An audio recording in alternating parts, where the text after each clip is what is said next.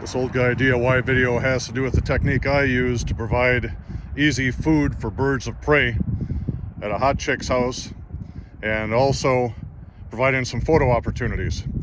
So in Michigan, if you see a road-killed deer, they have an online form you fill out, and then you're welcome to go pick the deer up.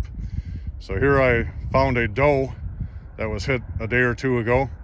I'm going to throw her in the trailer, take her to the hot chick's house, put her out there in the field, and set it up so the birds of prey will have some easy eating for the next week or so.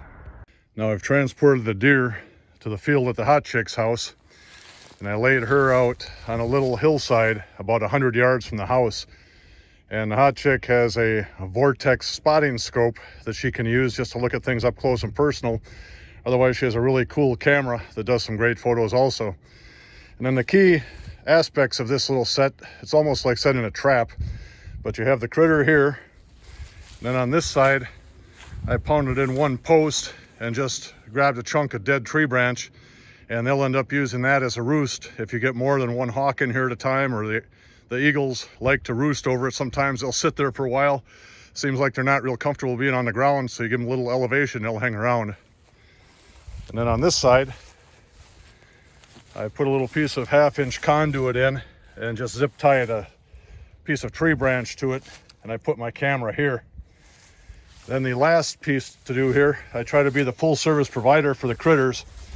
So I'm going to take a knife and cut the hide right here, down here, and right there. I'm not going to go into the guts.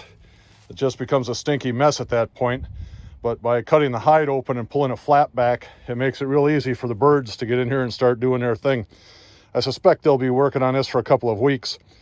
And eventually the coyotes will find it. And when the coyotes find it, the deer will be dragged away a little bit. And at that point, I'll come back and stake it. But right now, this complete deer with the guts in it probably weighs 200 pounds. So all they're going to want to do is eat. They're not going to try to steal it.